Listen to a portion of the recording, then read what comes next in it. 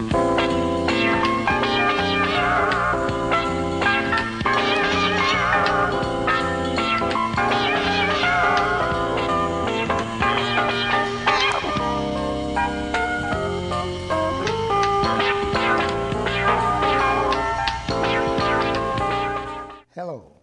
this is Oakland Is, and I'm your co-host, Fred Jackson, and today I have a guest that will just knock your socks off, none other than Minister Patrick Foster of Abundant Grace Fellowship, Church of God in Christ. Bless you, sir. How are you doing today? Doing well, Pastor Foster? Brother Jackson. Doing well. It's so good to have you on the show today. Well, thank you. And I tell you, I'm a little bigoted, a little prejudiced, maybe say, because you're young.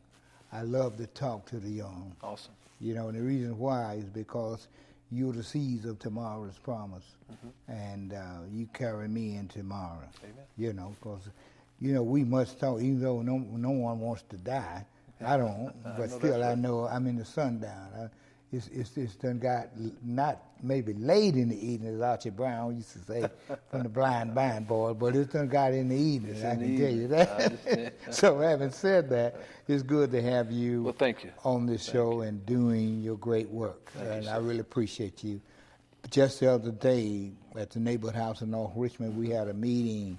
We had a representative from United States Department of Agriculture that came to the neighborhood house, and we hosted the event, and we had not only other nonprofits represented there, but we also had the faith-based institutions represented there, and you was one of the ministers there. As we talked about a new program called SNAP, and the SNAP, which stands for Supplemental Nutrition Assistance Program. Yes, sir. SNAP. Yes. You heard that? Snap, crackle, and pop. Yes. You remember that commercial on TV? Well, this is SNAP. And it actually spawned from the old food stamp program, but food stamps, you could get anything. You could go in and buy meat, that's bad for you, that wasn't no concern about eating, healthy eating and active living. So you use food stamps to buy whatever you wanted to. However, this new program, which replaces the food stamp program, it's about making it possible for people to purchase, to insist them in purchasing good, healthy, clean food. Awesome. Awesome. And also making it available.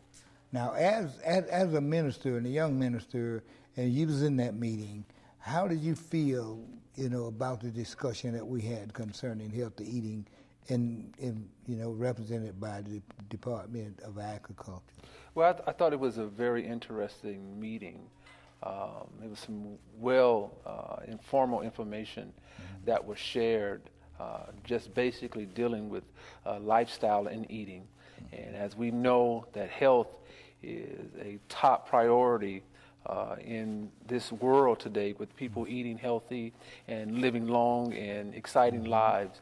And so just to hear about the new program, SNAP, and what it offers to all communities of all ethnic backgrounds in terms of helping us to now look into more healthy eating, that we can extend life. A lot of times based on what we eat, we find ourselves passing on prematurely. But if we, will continue and understand the value of healthy eating with fruits and vegetables and those types of nourishing things that we need to eat, it would help us out. And just the dialogue was awesome to understand that the government is in the thought process of wanting the communities and the ones that are really less fortunate, because what you find out is that the ones that are on the bottom or the low totem pole, if you will, in terms of eating healthy, have to depend on whatever they can get their hands on. Right. Well, tell me this. The fact that someone straight from Washington, D.C., right from the White House, would come to the community and ask me personally, he said, Fred, I want you to get me some ministers. I want to faith-based institutions represented. We need them. We need them to help us with this process. And how did that make you feel when you look at, say, 20 years ago when you was a small, just a small lad, and compared to what the government wanted the church to do, compared to what the government wants the church to do now? Well, I just, like I stated earlier, it's an awesome thing to really see. I can recall in my younger days not really having that much of a contact or close relationship with the government, but to have them come to really represent in the community of Richmond, California, was just a really exciting thing to know that they were interested in helping us to eat healthy. But then not only that, but just in the church, there's a lot of, unhealthy eating that happens in the church, but to understand that they really wanted to pull us up into the dialogue and to start helping people in the church to eat healthy, it was just engaging. I found it really exciting. Great. The fact that they wanted church participation and somehow to ignite the church to want to live healthy or eat healthy, because the church, of course, foremost mission is to be the saving of the soul, of the inner man. Exactly. And so here they are asking us to look at the other man or the outside man, which brings me to the health covenant. Yes, sir. As I'm sure that the cameras are zeroed in on the health covenant that sets between me and you here today, and they can see, the logo of your church. Yes, sir. Abundant Grace, then the health covenant, and on each side. And in fact, the health covenant, actually, I work with some churches, and I got the actual faith covenant, and then I took the faith covenant when I've been in church since I was 5 years old, but I know there's always a covenant of faith. Yes. And I took that and merged the two, and I came up with the health covenant, which has been accepted by many churches in the area, and especially embraced by Abundant Grace. You have taken it and they just ran with it, which I'm so proud of you and what you've done. Yes. In fact, I often hear talk around Abundant Grace Fellowship, praise up, pounds down, and I know on some nights there you have healthy food. Yes. That they expect to have healthy food based upon the health covenant. Yes. And I really appreciate that. So when you first heard of the health covenant, and how do we get faith in line with eating healthy food, was that hard for you to comprehend? It seemed like not to me, because you jumped right on it. So I just want to know, how did it strike you? At first. Well, Mr. Jackson, the Bible teaches us that God is concerned with the whole man, and the whole man consists of him, first of all, spiritually, but then also his outer man. And so we understand that our body is the temple of the Holy Spirit, to where God dwells. Right. Well, we want to make sure that God dwells in a healthy building, and so that this building would be able to do what God has called us to do as people of faith. And so as we believe what God has taught us through the Bible of our faith covenant, of what we believe and what we stand, and then when the health covenant came on board, our church, along with my wife, which is First Lady Foster, was already engaging in a healthy type of lifestyle in terms of exercising, eating well. And so we just really thought that God was leading us, along with our faith covenant, also now to engage the people in the congregation as being a new ministry with this health covenant. And so it's just been something that we have grabbed onto. Dealing with our outreaches is more of an exercise, which is also with evangelism. So we're tag teaming the spiritual workout with the body workout. And so it's just an awesome thing to see how the people are engaging in the health covenant. On some of our nights, we make sure that we eat healthy salad, fish, some other things. We're trying to even engage in some new experience and with some different food, with vegan foods and things of that nature, just to help our people to live a healthy life. So the health covenant was right on time. It was right on time to what Abundant Grace Fellowship is doing, what God has called us to do. Right, and I might point out that I've been in touch with Brian Terry. Yes. Who's a real famous vegan person, and he is working with me, and so he'll be coming to our area. Awesome. At that time, and the churches, and of course Abundant Grace and others will be taking leadership in his demonstrations of vegan food. And by the way, I do a little vegan myself. Also. One of my top one is barbecue tofu. All right. That's good eating. So that's good eating. so we all is kind of coming on board with that. Yes, I think when we teach ourselves by practice, then the church that is today and tomorrow can learn that we need to eat more healthy with fruits and vegetables. We need to really make sure that that's a more priority in our diet. Just to make sure that we're here as long as the Lord will allow us to be here. A lot of times we just stand on the faith, but we don't want to put the work within the body.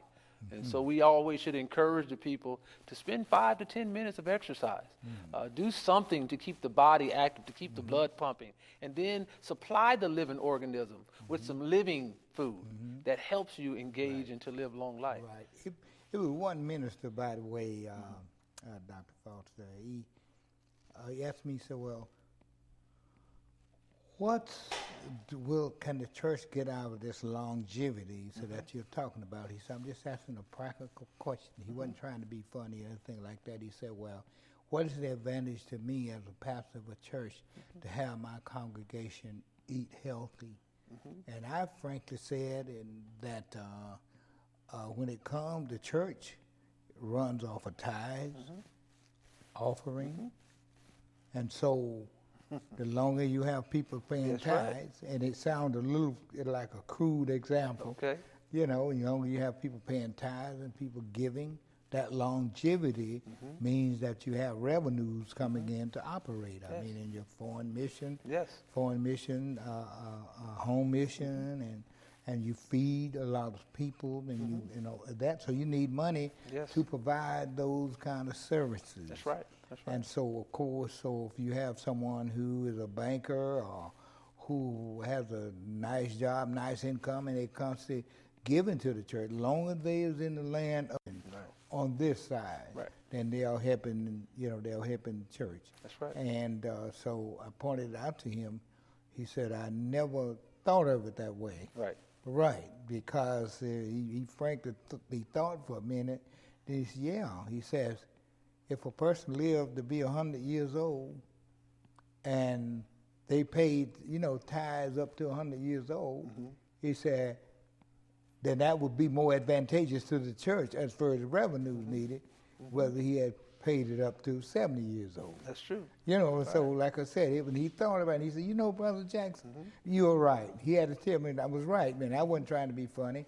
He wasn't trying to be sarcastic either, but that is the true thing, that we need good, able people to provide revenues to run the organized church. And I say organized church because we understand that we have the buildings, and they have to cost money, you know, to erect those buildings. That's right. And so we know the church is an organism, but you know that God runs, and then everybody's equal there. But when it comes to the church building, depending upon your congregation, that will depend. That's where the size, usage, need of a building stands on. That's true. That's right true. on. But then also you can add to that is that the God that we serve is very intelligent. Right. And a lot of times us in our thinking, we would always want to do what we want to do. Right. But then fall on the knees and ask the Lord for a miracle. Right. But sometime if we would do what we need to do practically, by eating healthy, then we can give God a break with asking for all the miracles. Right on. Because see, we feel we can just eat, put anything in our temple, do how we want to do, then say, Lord, heal my body. Right. But the Lord has given us sense Right. to let us know that we need to Right put some on. things in our system Right on. that we can give the Lord some time off Right. from all these miracles. Right on. I tell you, Pastor Foster, you're amazing. And which brings me to my next point. And after all, our theme today is the health covenant. Yes. I'm sure as we have gone through the show that there's been flashes up on the health covenant. And by the way, you can call 510-233-3733, and that's Fred Jackson.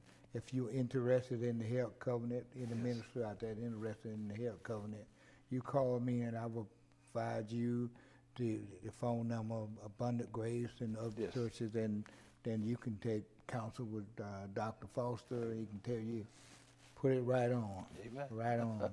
So which brings me to my next point that I want to discuss. I know we talked about USDA, the federal government, interested in healthy eating, active living, and what they've done to galvanize this church-based institution to become part of the process to advance our cause. Yes. Of course, at one time you wasn't saved. I'm sure you probably wasn't even thinking about being a preacher. Maybe you could have at an early age, but let's say when you first realized that you was in the land of the living. Yes. And I don't think the first thing crossed your mind was being behind a pulpit. No, sir. So there had to be something that caused that to happen. Yes. So I think the public out there seeing how eloquent you are in speech and the fact that you're on top of it and you engage in this health covenant, you engage in the USDA, and you engage in the community.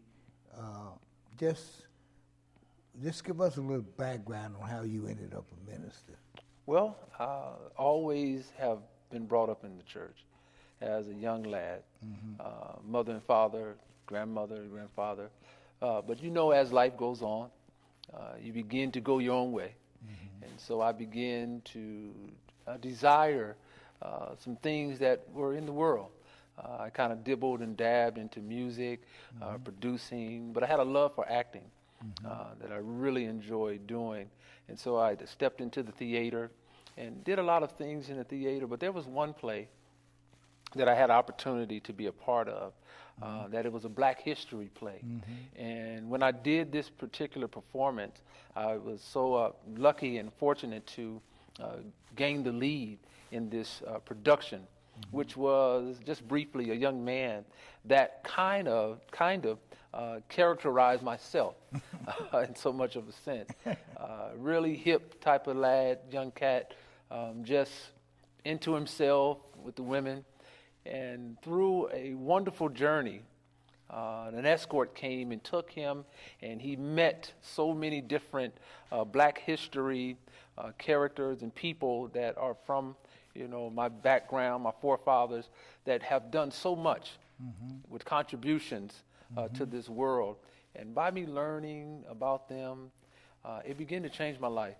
And I began to really have a heart and desire to do some things in the community.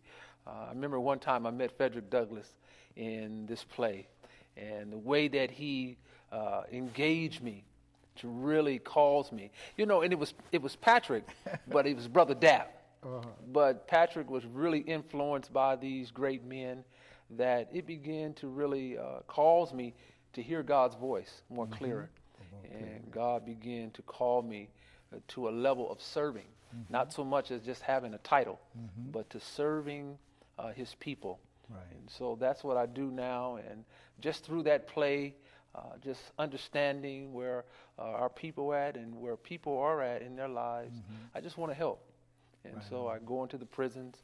This is something I've been doing for over 10 to 11 years.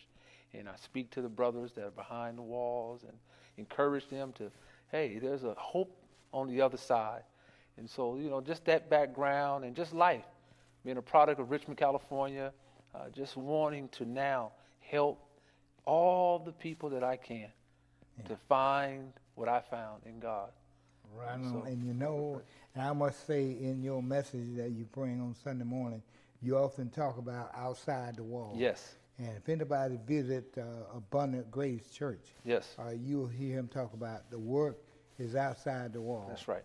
And I want to tell you too that, and you have the church that really believe in the bouquet of humanity too. Yes. The bouquet of humanity, there you turn no one away. No one away. Come as you are. Everybody feel, even in the Bible studies, you just have a Yes. rainbow in Bible study, and that is so wonderful, and that really just is a bright and useful and value-added commentary, to the work that you do. God be praised. The fact that this is a reality. Our motto is that we're the church where love abides. Right on. But the loving is not in the building, Right on. but it's in the people that are in the building. Right And on. so we believe that we should have the agape love which Christ exemplified in his public ministry as he walked on earth, is that he loved all, from the sinner to the saint. Right He on. turned none away. And so this is the call of God on my life and on Abundant Grace Fellowship life, and our ministry is to love people right where they are. Right, and you're right. And I noticed that in your services, the way that you have the people dressed, they come in. You say, "Come as you are." Yes. And that's a true hallmark. Yes. Hallmark of churches coming. So people whom I've known had fallen away, had Yes. actually dropped out of the church, they are coming back. It Yes. seems like now they have a city, they have a wall, they have a home of refuge. That's right. In other words, where they can go and redefine themselves. Yes. And you have really ignited, a youth birth of excitement in the young Amen. that has come there, that they have taken hope to this new generation and said, we want to help. And I think that's what your church says. The young people are saying, we want to help. Yes. Here we are. Yes. And that's what they're saying. I tell you, in here, did this ring a bell? Brother Dap, that is the manuscript for that awesome play that helped change my life. Right. I was my life. listening to you, how you talking about Frederick Douglass. Yes. And I might point out that I wrote a Frederick Douglass speech Yes. in there, and you was a young Frederick Douglass, and you learned it all original. Yes. And really, and you put it out there, and so people today are still talking about Brother Dap and the role you played. Yes. And I might point out that I'm in the process of trying to reach Tyler Perry. Yes. And so see whether he will go ahead and produce this, and we turn it into a screenplay. It's worth it. And right, and what I appreciate about you as you were learning this play, that you carried this manuscript in your arm just like a baby. Yep. Every time I would see you, you had the manuscript, and you got every word into your head. Yes. And some of the words that you didn't understand, Yes. but you got them, but you learned them. I learned them. And you put them in place. So the same way with that, now I carry the Bible. Now you carry the Bible. Now, I'm glad you brought that. And the reason I brought this in, because this manuscript, which you learned word for word, and some of the words you couldn't even read at the time that you could understand, that Dion, by your cousin, first cousin, worked with you to help you interpret this manuscript. And you was a gem. Yes. You was a gem. Thank you, sir. Then I might point out, that your goal, if I drill down, drilling down, that I found gold in your character, because you moved me with Brother Dap. But you even moved me more with Abundant Grace is because I saw how you drilled down into the word of truth, and how you have drilled down in a fundamental way, but yet you've learned the Bible and put it in such a way that young people can latch on to it, that they can understand. Yes. And when you bring a message that says, well, that's it, the old account has been settled. That's been settled. And as we go from here, Yes. as we go from here, Dr. Foster, what do you think should be on our list as we go forward? That we look at things such as the black-brown divide. There's a lot of things out there, and that's why it really makes me feel good when I see how your congregation, is taking this under consideration. And another, I just want you to elaborate on, there's a scripture in the Bible that said, how can you love God who you never seen, but you hate your brother who you see every day? The Bible says you're a liar and the truth is not in you. Now, how do you deal with that in your time? Well, wonderful question, and just a small bit of our vision and where we are. We believe in evangelizing and discipleship, and one of our thrusts and our thriving factors that are in our church is that we believe that if we reach them, then we can love them, and then we can bring them. Right. So if we reach them, if we engage with communication, then if we show them love through our reaching, then we can bring them to a place to where they can experience true love from the multitude. Right on. And I believe that with everything that's going on in the communities, is that the Christian, if you will, or even the moral good person, have to learn how to reach people. Right. In communicating, even if it's just a hi, a good morning, good night, goodbye. I think a lot of the division comes from is that we don't engage one another in healthy conversation. Right. So if we do that, if we would reach out a little bit more, if we would on. love a little bit more, Right on. and then we would bring them into the environment of loving, then that's what that text come in at. Right on. Is that we've never seen God. Right. But if we love our brother, Right. if we reach our brother, if we bring our brother, then we won't be called a liar. You just gave me just to cut it off here, because you said it. Yes. You said it. And I want you to know who backs you up. The gang members back up what you just said, Well, the S.O.G.I.C, C.O.G.I.C, 13s, 14, Project Trojan, Tiny Insane, Trojan Homeboys on the corner, whatever say. They say the same thing. That's right. Say, you tell us to not be turf, but you a turf minded. Right. So we want you, so we have to set the example. That's right. So having said that, I'm telling you, it's time to get out of here on Open Ears today. Okay. But, remember that we're connected by a common thread, one common DNA. God love us all. Red, brown, yellow, black, and white, precious in God's sight. Amen. See you next time around. Good night.